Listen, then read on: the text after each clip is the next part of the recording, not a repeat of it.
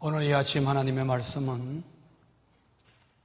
열왕기상 9장 3절 한 절 말씀이 되겠습니다.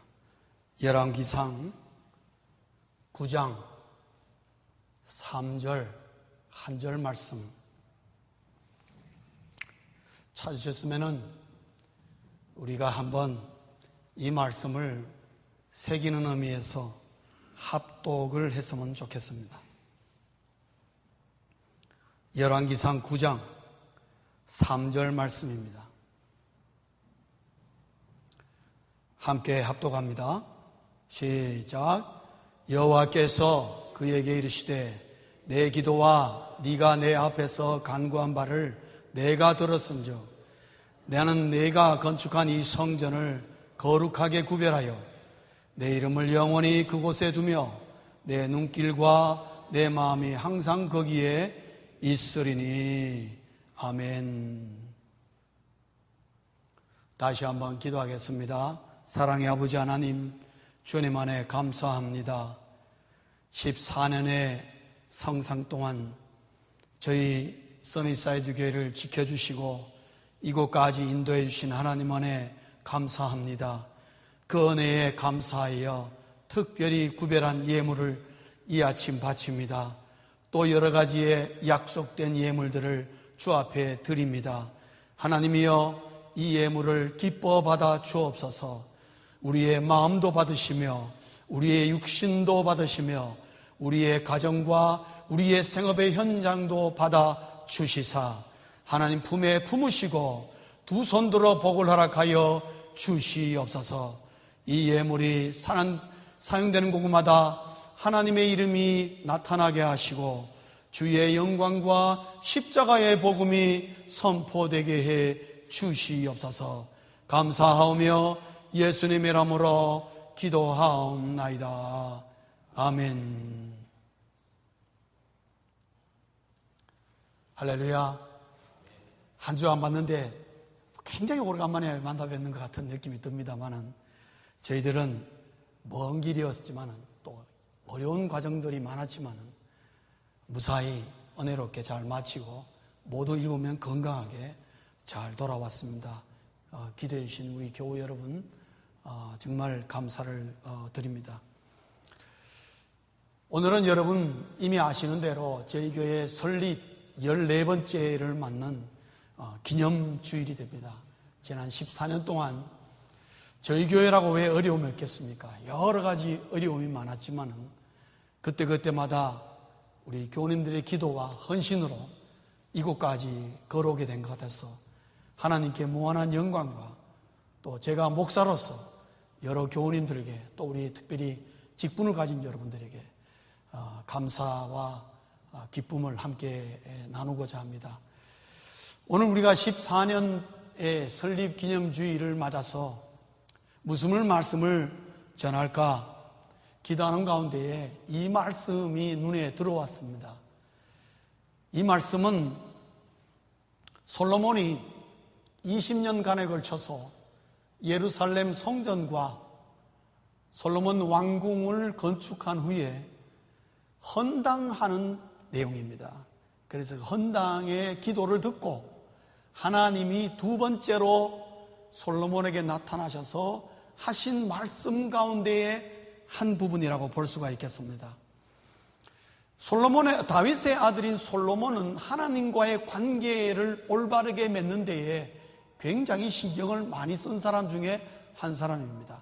적어도 그의 치세 전반부 20년 동안은 하나님을 향한 헌신과 그 마음이 대단했습니다. 그래서 7년 동안에 성전을 건축하고 13년 동안에 솔로몬 왕궁을 건축했는데 성전을 먼저 건축했다는 거죠. 그래서 그러한 솔로몬의 마음을 하나님이 벌써 열왕기상 3장의 첫 번째 솔로몬의 기도 가운데에 하나님이 약속하셨죠. 너에게 지혜와 더하여 부귀와 영화를 주겠다고. 그래서 그 부귀와 영화를 가지고 하나님의 성전과 솔로몬의 왕궁을 건축하게 된 것입니다. 그 나름대로 솔로몬은 정말 최선을 다해서 하나님을 기쁘게 하고자 그의 치세 20년의 반을 헌신한 것이죠. 그러나 오늘 이 9장에서의 하나님이 그 헌당을 받으시는 하나님의 그 메시지, 솔로몬에게 나타난 하나님의 그 메시지는 약간의 3장에서 처음에 나타났던 그 하나님과 뉘앙스가 조금 다르다는 거죠. 하나님의 마음에 하나가 걸리는 게 있었습니다. 그게 뭐냐 하면은 솔로몬이 솔로몬의 왕국을 13년간에 걸쳐서 졌습니다. 그런데 하나님 보시기에 너무 화려하게 짓는 거예요. 거기서 하나님은 솔로몬이 걱정이 된 겁니다. 그래서 수고했다, 잘했다, 이 성전을 칭찬하는 것뿐만 아니라 경고의 메시지도 함께 주어지는 것을 볼 수 있습니다. 9장의 내용은 그렇게 구성되어 있죠. 왜 그러냐면 이미 솔로몬의 그 성품 가운데에 부패할 가능성과 타락할 징후를 본 거죠. 왜? 솔로몬이 화려한 것을 너무 좋아하는 거예요. 그래서 중국이라든가 일본 같은 데서 금과 은, 비단을 솔로몬 시대에 이미 어마어마하게 수입을 했다는 사실이죠. 그래서 이것이 오늘 9장 3절 말씀은 하나님의 성전에 대한 약속의 말씀이면서 동시에 경고의 말씀이라는 거죠.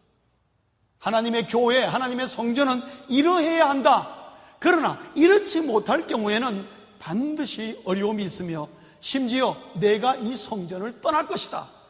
그런 메시지까지 하나님께서 알려주며 성전이 무엇인지를 네가 그동안 건축하느라고 고생하고 애를 썼지만은 그러나 눈으로 보이는 성전보다 중요한 것은 보이지 않는 하나님의 임재가 있는 그 보이지 않는 성전이 중요한 것이다. 그러기 위해서 눈에 보이는 성전과 보이지 않는 하나님의 임재가 있는 성전이 같은 것이 되기 위해서는 이 말씀을 꼭 기억하라 라면서 오늘 3절의 말씀을 우리에게 준 것입니다. 아무리 화려한 궁전이요 솔로몬의 성전이 얼마나 멋있게 지었는지 여러분 예루살렘에 가보신 분들은 본 흔적이 있습니다. 너무나 기가 막힌 성전을 잘 지었어요. 왕궁은 말할 것도 없고 그 성전과 왕궁이 하나님이 없는 공동체가 될 때는 아무것도 아니라는 거죠. 그런 상황들을 볼 때 우리 써니사이드 교회도 예배당이 있고 또 뭐 주차장 한다고 아파트 사고 앞으로 더 많은 일을 한다 할지라도 이곳에 하나님이 계시지 않는다면 아무런 의미가 없다는 걸 알아야 된다는 것이죠. 하나님의 임재가 있는 교회가 되기 위해서는 우리에게 주어진 이 써니사이드 교회를 어떻게 우리가 빌드업 세워나가야 될 것인가 라는 그 내용은 오늘 9장 3절에서 똑같이 우리가 받을 수 있는 메시지가 되는 것입니다. 오늘 이 메시지의 핵심은 한마디로 정리할 수 있습니다. 교회는 하나님을 기쁘게 하는 곳이라야 한다는 거죠. 아멘이십니까? 어쨌든 하나님을 기쁘게 하시는 곳이, 하나님을 기쁘게 하면 그곳에는 반드시 하나님의 임재가 있다 이거죠.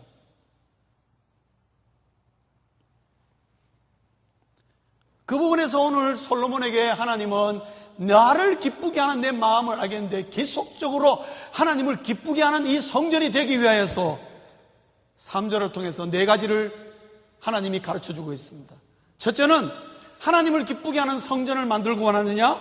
첫째는 기도와 응답이 풍성한 곳으로 만들으라는 거죠. 기도와 응답이 풍성한 곳. 하나님이 교회 안에서는 기도가 끊어지지 않아야 한다. 다른 건 몰라도 기도가 왕성한 교회가 승리한다는 거죠. 아멘이십니까? 기도가 왕성한 교회가 끝까지 살아남는다는 말이죠. 세상이 아무리 험악하고 세상이 아무리 부패하고 정말 살기 어려운 세상이라 할지라도 교회에서 기도가 끊어지지 않으면 그 교회는 사탄 무리가 어떤 방법 수단을 동원해도 그 교회는 무너지지 않는다는 거죠. 기독교 역사 2000년 동안에 수많은 교회가 세워지고 수많은 교회가 역사 속에 사라졌습니다. 역사 속에서 사라지는 교회를 보면 아주 한마디로 정리하는데 기도가 뚝 끊어진 거예요. 교인이 없어서 교회가 문 닫는 게 아닙니다. 여러분 오해하지 마십시오. 기도를 안 하니까 교회의 존재 필요성이 없으니까 교인들이 없어진 겁니다. 하나님이 촛대를 옮겨버린 것입니다, 여러분. 사랑하는 성도님 여러분, 교회에 나와서 기도하기를 즐거워할 수 있기를 주의 이름으로 축원합니다. 기도할 때에, 교회 안에서 기도할 때에 기도가 응답받고 또 하나님 앞에 기도하고 응답받고, 이것이 왕성한 교회는 살아있는 교회고, 그 교회가 위치가 어떠하든 그 교회가 생김새가 어떠하든 it doesn't matter. 기도와 응답이 왕성한 교회는 하나님이 함께하는 교회예요. 그 교회는 반드시 하나님을 기쁘게 하는 교회라는 거죠. 이 점을 우리는 기억해야 합니다. 내 한 사람 기도 안 한다고 우리 교회가 무너지나? 천만의 말씀, 내 한 사람 때문에 교회가 큰 일을 당할 수 있다는 것을 아셔야 합니다, 여러분.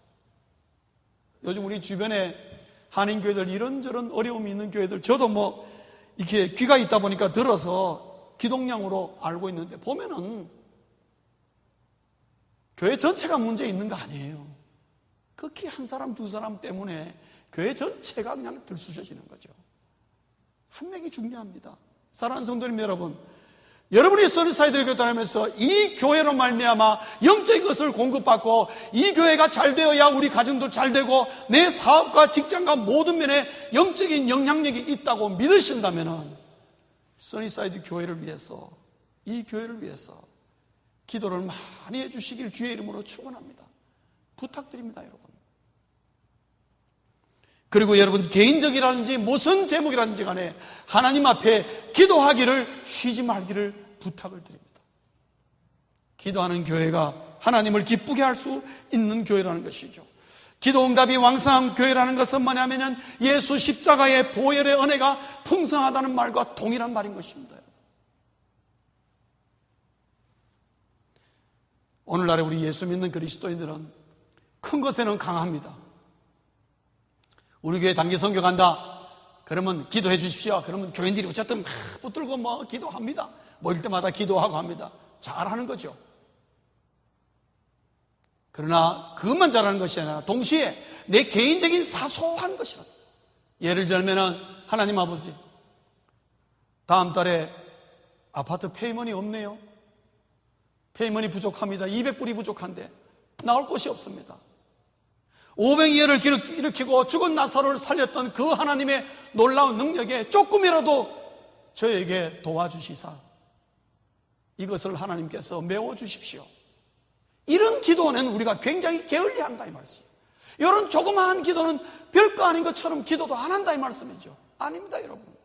우리가 기도하려고 마음만 먹으면 하나부터 열까지 기도할 것이 얼마나 많은지 몰라요. 여러분, 큰 것에도 우리가 강해야 되지만은 사소한 것에도 기도가 강해야 되는 것입니다. 그래야 기도와 응답의 역사가 많이 일어나는 것입니다. 그래야 우리가 매일 매 순간마다 하나님 앞에 기도할 이유가 생기는 것입니다. 그래야 우리 삶 속에 근심과 염려가 사라지는 것입니다, 여러분. 믿으시면 아멘 하십시다. 기도원과 응답이 와 풍성한 곳을 만들라. 그러면 그곳에 하나님이 계시며 하나님이 기뻐하시니까 그곳에 계시는 거예요. 두 번째로는 어떻게 하면 하나님을 기쁘게 하느냐? 교회는 세상과 구별되어야 한다는 거죠. 구별되어야 한다. 교회가 세속화되는 것을 매우 경계해야 한다는 것입니다. 세상 같은 교회는 더 이상 존재할 이유가 없는 것입니다. 교회는 세상과 다르다는 것을 분명히 우리가 알아야 되는 것입니다. 그렇게 여러분 우리 모두가 같이 만들어가야 하는 것입니다.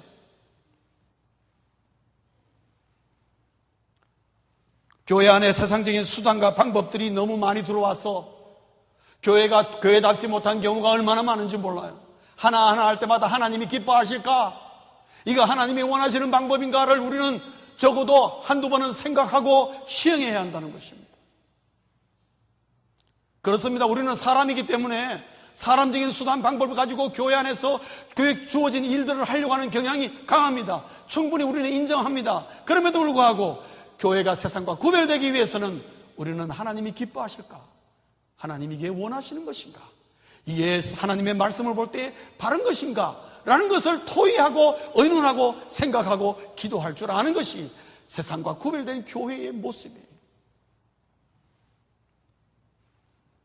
그렇기 때문에 교회가 세상과 구별되기 위해서 하나님은 우리에게 신구약 66권 하나님의 말씀을 주셨습니다.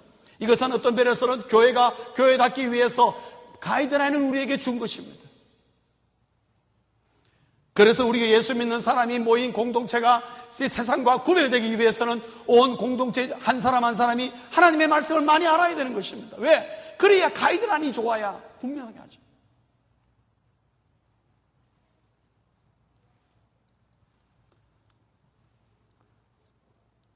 이번에 갔다 오면서 참 나라마다 요즘은 검색 강화가 공항에서 굉장히 심하잖아요. 이게 가이드라인이 잘 돼 있는 나라와 잘 못 돼 있는 나라가 구분이 쫙 돼요. 모로코 같은 데 가면요, 설렁설렁 대충 적당히 아는 친구 만나면 그냥 프리패스, 그냥 무조건 통과. 우리 같이 낯선 사람 같으면 막 그냥 자기들 원하는 데 구미에 따라서 물었다 마음대로 하는. 그런데 여러분, 바르셀로나에서 저희들이 미국을 들어오기 위해서 인스펙션 딱 봤는데요, 이거는 하늘과 땅 차이예요. 얼마나 까다로운지. 우리가 어느 공항에 딱 도착했는데요, 사람이 그렇게 많지 않았어요. 그런데 여러분, 세관 통과하기 위해서 이렇게 줄을 이렇게 막 리얼자로 막 쳐놨잖아요. 줄이 굉장히 긴 거예요. 사람은 한 2줄밖에 없어요. 그러니까 우리 권사님 한 분이 그걸 다 타고 가는 것보다 중간에 줄을 하나 제껴가지고 싹 건너가니까요, 그 지키는 사람이 안 된다고 뛰어와가지고 하는 말이 없어도 처음부터 이렇게 돌아와야 된다고 가르치는 거예요. 우리는 정말 짜증스러웠어요. 그거 그냥 쑥 지나가면 되는 건데 그거 아무도 없는데 몇 줄 지나가야 되나고. 우리 나름대로 신경질 났지만 속으로는 제대로 된 가이드를. 교회도 그렇습니다, 여러분. 교회마다 다 다릅니다, 여러분.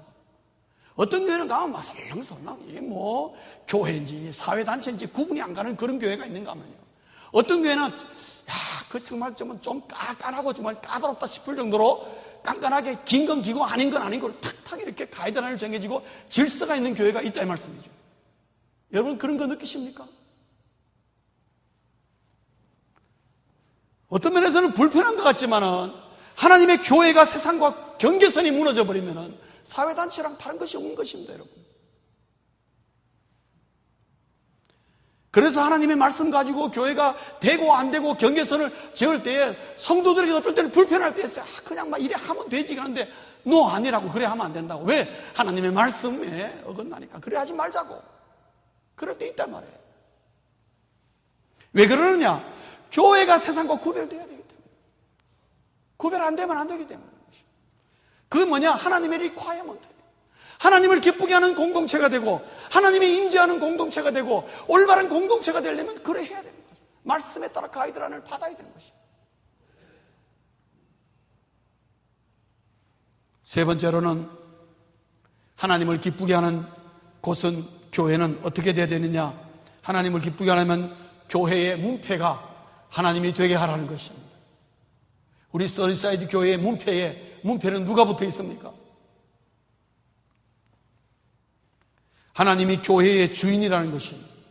하나님이 교회의 중심인 것입니다, 여러분. 예수님이 교회의 중심인 것입니다. 성령님이 교회의 중심인 것입니다. 우리 이거 다 압니다. 너무나 간단한 메시지죠. 그럼에도 불구하고 또 강조하는 이유는 우리의 연약함 때문에 우리도 모르게 교회의 주인이 마치 우리인 것처럼 움직일 때가 적지 않다는 겁니다. 저를 포함해서 똑같아요. 사랑하는 성도님 여러분, 그래서 교회의 주인은 하나님이요, 교회는 하나님의 명예가 걸려있는 것입니다. 우리 써니사이드 교회가 세상 사람들에게 욕을 얻어먹으면은 그거는 우리 욕 얻어먹는 게 아니고 하나님이 욕 얻어먹는 것입니다. 왜? 교회의 문패가 누구라고요? 하나님이니까. 교회의 사명은 뭐냐? 하나님을 영화롭게 하는 곳이다. 그러므로 교회는 하나님의 명령에 절대 순종하는 것입니다. 왜? 교회의 주인이 하나님이시기 때문에. 간단한 것입니다. 그래서 교회는 하나님을 모독하고 하나님의 말씀을 왜곡시키는 사단의 세력과 이단을 단호하게 대적하는 것입니다. 왜? 그들이 하나님을 버리고 자기들이 주인 행세를 못하게 해야 되기 때문에. 교회의 문패가 하나님이 되게 하라는 것입니다. 이것은 말은 쉽지만은 그렇게 만드는 공동체를, 우리의 써니사이드 공동체를 그렇게 만드는 데는 우리 머릿속에 늘 그것을 생각하지 않으면 안 된다는 거죠. 생각만큼 쉽지 않다는 것입니다. 왜? 사람 한 사람마다 다 자기 주장이 있고 자기 생각이 있기 때문에 그거를 예수 중심으로 모아가지고 문패를 하나님 이름으로 단다는 게 쉬운 게 아니에요. 그래서 솔로몬에게 하나님이 그 말씀을, 이 성전의 문패가 하나님이 되어야 된다, 내 이름이 여기에 걸려있는 것이라고 분명히 못을 박습니다. 네 번째로는 하나님이 원하시는 일을 하라는 것입니다. 하나님이 원하는 일을 하라는 것입니다. 오늘 본문 3절 마지막에 보면은 하나님의 눈과 마음이 어디에 머무르느냐? 성전에, 하나님의 교회에 머무르고 있다. 우리 써니사이드 교회에 하나님의 눈과 마음이 와 있다는 것을 우리는 늘 인식해야 하는 것입니다. 그러면서 하나님께서 우리에게 부탁한 일들을 이행하는가 안 하는가, 하나님은 늘 우리를 살피시고 우리의 도움이 필요하면 도와주시기도 하고 우리를 이끌어 가시기도 하고 우리를 격려하시기도 하고 우리를 독려하시며 우리를 넘어질 때 이렇게 세우시는 하나님이신데 왜 그러느냐? 눈과 마음이 여기에 와 있기 때문에 그렇습니다. 하나님의 최대의 관심사는 뭐냐? 이 세상의 부귀영화와 이 세상의 화려함과 이 세상의 문명의 발전과 여러 가지의 내용이 아니라 하나님의 교회가, 하나님이 기뻐할 만한 교회가 어디 있느냐? 하나님은 거기에 오늘도 관심이 있고 주목이 되어 있는 것입니다. 써니사이드 교회가 그런 교회가 될 수 있도록 함께 기도하며 나아갈 수 있기를 간절히 소원합니다. 하나님의 일을 할 때에 교회는 하나님의 풍성한 사랑을 경험하게 되고 놀라운 일을 경험하고 하나님의 놀라운 기적을 경험하게 되는 것입니다. 그래서 우리가 교회 안에서 무슨 일을 계획할 때마다 하나님이 원하시는 일이냐 생각하게 되는 이유가 거기에 있습니다. 여러분, 하나님을 위한 우리의 헌신과 희생이 되어야지 하나님의 이름으로 내 만족을 위한 헌신과 희생이 되지 않도록 우리는 샤프하게 구분해야 합니다. 다시 한번 말씀드릴까요? 하나님을 위한 우리의 헌신과 희생이 되어야 됩니다. 그게 하나님을 하는 것입니다. 그것이 사소한 것이라 할지라도. 그러나 하나님의 이름으로 내 만족을 위한 헌신과 희생이 되지 않도록 우리는 분명히 구분해야 합니다.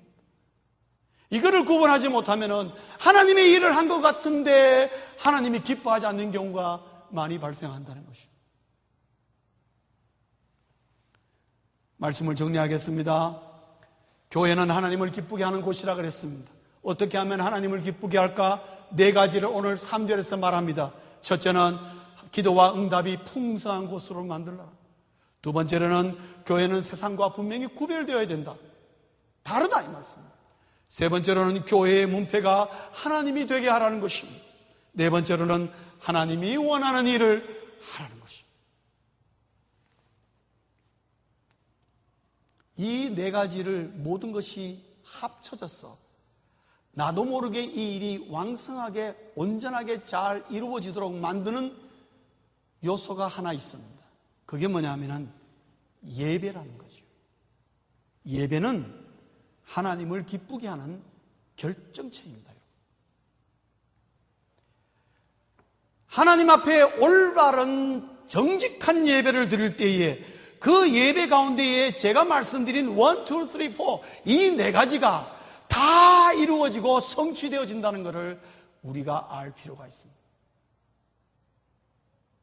오늘 여러분 본문을 보시면 이 본문은 헌당 예배를 드리는 가운데에 일어난 일입니다. 그겁니다, 여러분.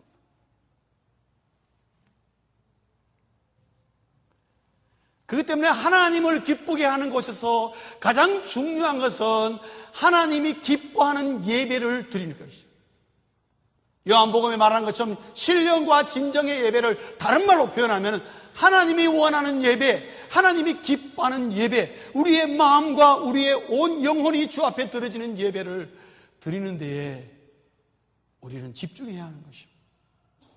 주일 예배만 그런 게 아니라 금요 찬양 집회, 새벽 기도회, 셀 가족 모임, 우리 교회에서 일어나는 열린 모임, 무슨 모임이든지 간에 예배가 되도록 하고 올바른 예배가 되도록 하면은 나도 모르게 이 네 가지가 내 삶 속에서 왕성하게 이루어지고 구태여 세상과 구별하지 않아도 나도 모르게 구별을 하게 되는 것입니다, 여러분. 이 네 가지를 하려고 억지로 애쓸 필요가 없는 것이 예배를 제대로 드리고 예배를 충실하게 분명히 해요. 여러분, 하나님의 교회가 예배가 왜 여러 번인 줄 아십니까? 우리 교회는 여러분 월요일부터 금요일까지 매일 예배로 시작합니다. 새벽 기도회. 왜 드리는 줄 아십니까? 일주일에 한 번 예배 드리는 거하고 매일 예배 드리는 거하고 다르겠죠? 분명히 다릅니다, 여러분. 그래서 여러분 새벽 기도회나 금요 찬양 집회나 셀 가족 모임이나 뭐 열린 모임이나 어느 것 하나도 여러분 빠지려고 하지 마세요. 무조건 가는 것입니다, 여러분. 왜요? 예배를 부지런히 드려야 하나님을 기쁘게 하는 이 네 가지 요소가 내 삶 속에 저절로 이루어지고 성취되어지기 때문에 그렇습니다. 그래서 하나님을 기뻐하는 공동체는 어떤 공동체냐? 예배를 제대로 잘 드리는 공동체예요. 예배에 충실한 공동체.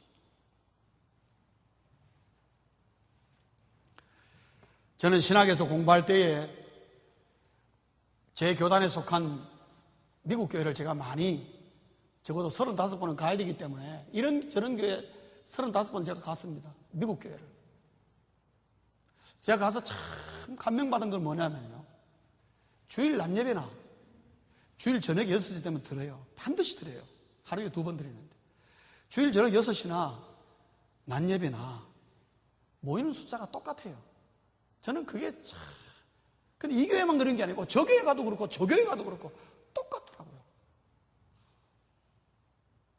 한 번은 동부니까 미시간이니까 슈퍼볼 하는 날이었어요. 여러분 슈퍼볼이 몇 시에 열린 줄 아닙니까? 동부에서 열리면요 6시에 열려요. 6시에 남자들 슈퍼볼을 얼마나 좋아합니까? 미국 백인 남성들 막 거의 미치는 수준인데도요 다 나와요. 예배 드려요. 정말 저는 놀랐어요.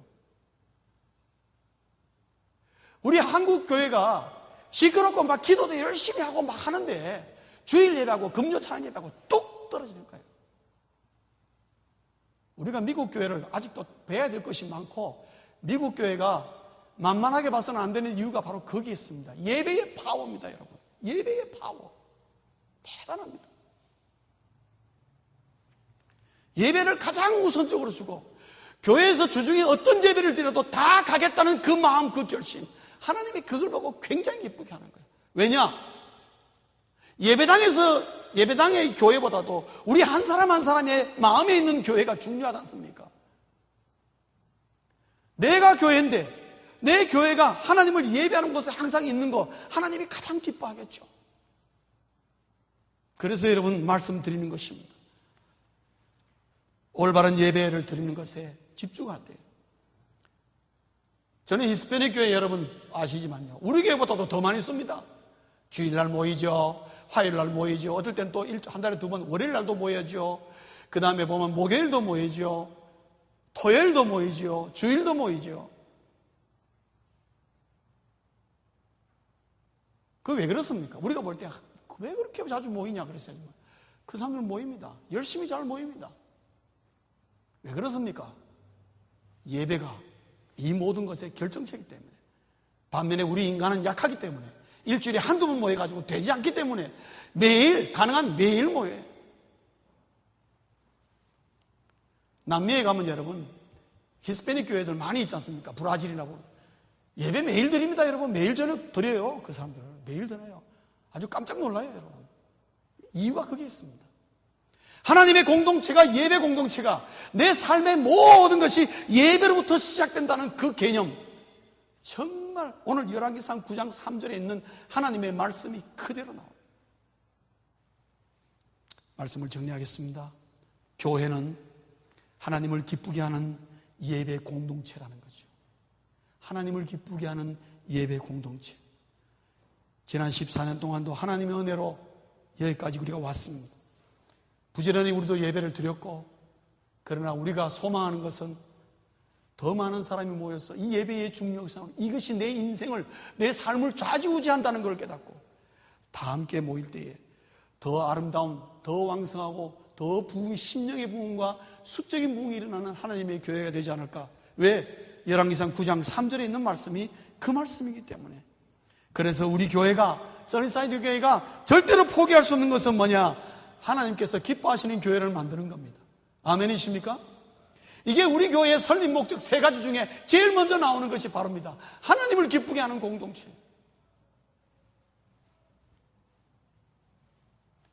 오늘 우리 교회 14주년을 맞아서 이러한 교회를 지향하면서 함께 힘을 쓰며 써니사이드 교회가 그런 교회가 되도록 힘쓸 뿐만 아니라 그 영향 속에서 나와 함께하는 교회도 이러한 건강하고 하나님을 기쁘게 하는 매일매일의 삶이 풍성한 하나님의 교회인 써니사이드 교회와 여러분이 될 수 있기를 주의 이름으로 축원합니다. 기도하시겠습니다. 사랑의 아버지 하나님, 과연 교회는 무슨 공동체가 되어야 할 것인가? 오늘 열왕기상 9장 3절의 말씀을 통해서 하나님을 기쁘게 하는 예배 공동체가 되어야 된다고.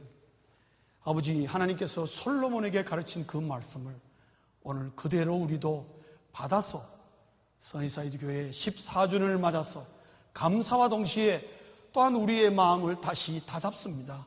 하나님, 써니사이드 교회가 그러한 교회가 될 수 있도록 복을 주시고 하나님 함께하여 주시며 이 영향 속에서 우리 개인의 교회까지도 삶까지도 하나님 앞에 하나님을 기쁘게 하는 예배 공동체의 삶을 사는 저희들 되게 해 주시옵소서.